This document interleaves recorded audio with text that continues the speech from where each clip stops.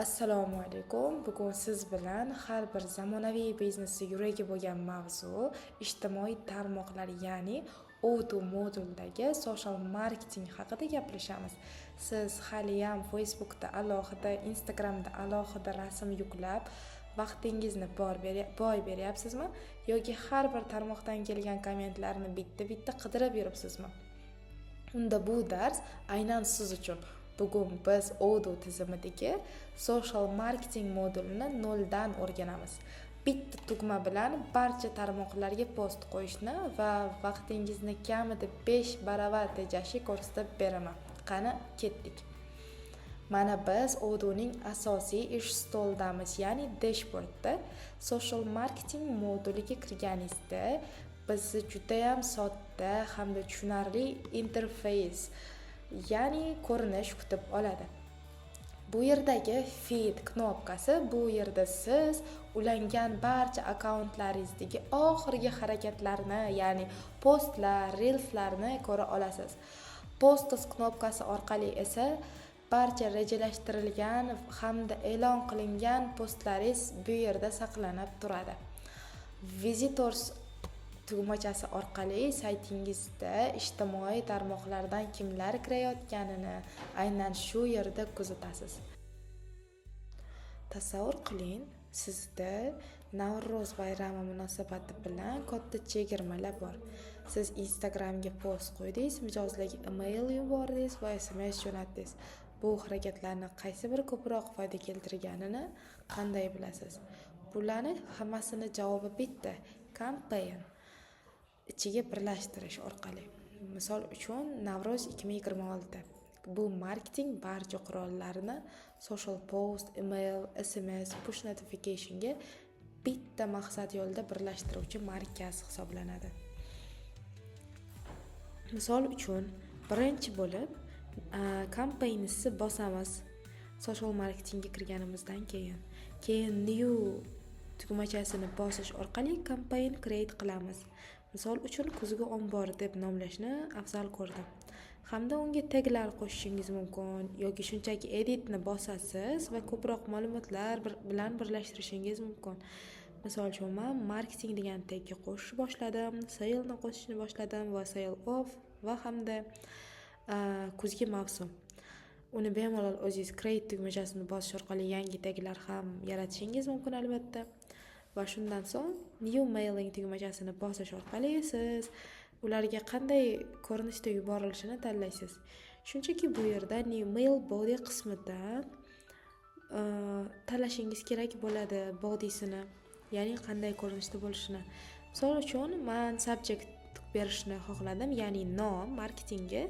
Bu kompaniyamiz marketing hisoblanadi, kampaniyalar. Unga men kuzgi ombor sotuvi 50% chegirma deb berishni xohladim va employeeni belgiladim. Va hamda pastdan menga aynan mana shunisi yoqdi va buni o'zimning marketingimga moslab o'zgartirib oldim studiyada. Shunchaki o'zingiz bemalol o'zgartirib chiqishingiz mumkin bo'ladi, o'zingizga moslashtirib.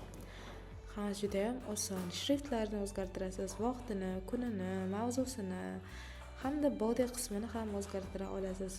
O'zingizning marketingingizga moslashtirishingiz kerak bo'ladi. Settingsni bosish orqali fon yoki veb-sayt nima tanlamoqchisiz tracking uchun, ya'ni nima orqali jo'nashini xohlaysiz, qayerga jo'nashini xohlaysiz tanlaysiz va tekst kirgizasiz. Misol uchun omborda kutib qolamiz, xarid qilishga ulgurib qoling degan tekstni kirgizishni xohladim. Va saqlanish qilasiz tepadagi bulutchani bosish orqali va preview tekstni bosib, sizni reklamangiz qanday ko'rinishda ekanligini ko'ra olasiz. Emailga mana shunday boradi. Va send tekstni bosish orqali siz emailga yuborilishini ko'rishingiz mumkin, lekin undan oldin men shu yerda o'zgartirmay qolingan narsalarni ko'rdim va shuni o'zgartirishni xohladim. Shunchaki kerakmas narsalarni o'chirib tashladim va hamda send tekstni bosdim va ko'rib turibsizki, telefonimda уже xuddi shu holatda keldi. Bu juda ham oson.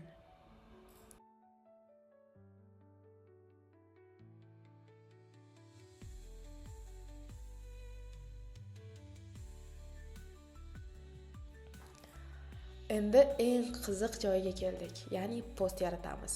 Shunchaki new post tugmasini bosasiz va bir vaqt o'zida qaysi platformalarga post yuklamoqchi bo'lsangiz belgilab chiqasiz. Men bir vaqtni o'zida ham YouTube'ga, ham LinkedIn'ga post ulamoqchiman. Shunchaki rasm va videolarni yuklab olasiz va matn yozishingiz kerak bo'ladi va o'ng tomonda ko'rganingizdek har bir tarmoqda qanaqa ko'rinishini darrov tekshirib olishimiz mumkin. Bu Odoo'da juda ham qulay hamda oson. Lekin eng asosiysi bu schedule, ya'ni rejalashtirish.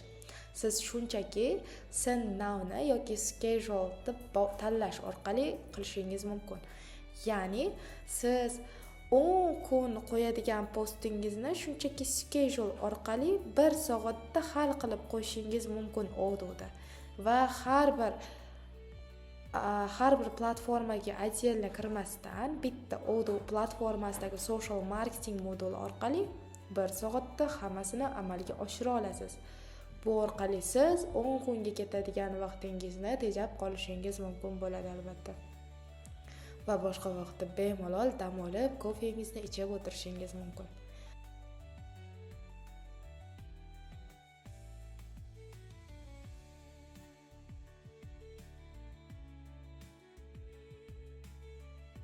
Birinchi navbatda keling, akkauntlarimizni social mediaga biriktirishni o'rganamiz. Birinchi bo'lib, men YouTube akkauntimni configurationdan social streamsga o'tib turib, o'chirib olishni xohladim. Bu uchun shunchaki uni belgilaymiz hamda actionsdan delete ni bosib o'chirib tashlaymiz. Keyin feedga o'tib, add stream ustiga bosib ham akkaunt ulasak bo'ladi. Undan ham oson usuli shunchaki configurationga o'tamiz va u yerdan social mediani tanlab link account ustiga bosib, shunchaki akkauntimizni Gmail pochtamizni ustiga bosib ulab qo'ysak bo'ladi. Bu juda ham oson.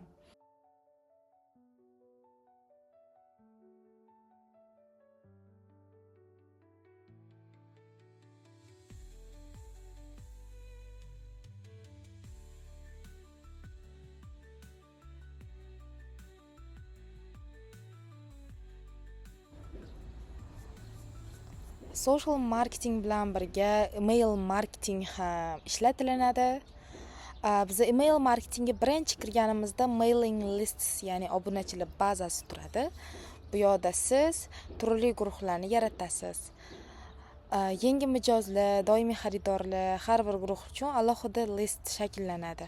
Mailing list contacts bu bazani barcha kontaktlarini umumiy ro'yxati.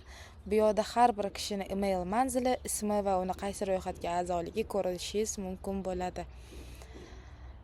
Reporting qismi eng muhim statistika. Qancha odam emailni ochdi, qanchasi ichidagi havolani bosdi, qanchasiga email yetib bormadi, hammasini grafik ko'rinishda shu yerda ko'rsangiz bo'ladi.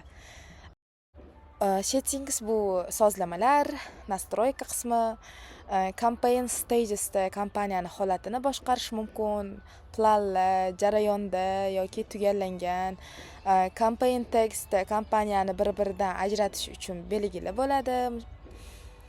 Link tracker bu juda ham muhim. Email ichidagi qaysi tugma ko'proq bosilganini kuzatish uchun maxsus qisqa havola yaratib beradi.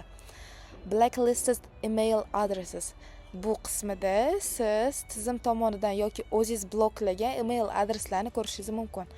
Favorite filtersda o'zingizga kerakli bo'lgan filtrlarni saqlab qo'yishingiz mumkin bo'ladi. Campaigns bu central management, ya'ni markaziy boshqaruv degan bo'ladi. Odoo'ning eng zo'r tarafi shundaki, bitta kampaniyani ichida ham email marketing ham social marketingni birlashtirish mumkin bo'ladi. Rasmda ko'rib turibsizki, kuzgi ombor kompaniyasi ostida bitta post, bitta mailing email uchun biriktirilgan. Shu bilan social marketing haqidagi videomiz, darsimiz o'z nihoyasiga yetdi. Video yoqqan bo'lsa, like bosishni unutmang. Hamda keyingi videolarni o'tkazib yubormaslik uchun obuna tugmachasini bosib qo'ying.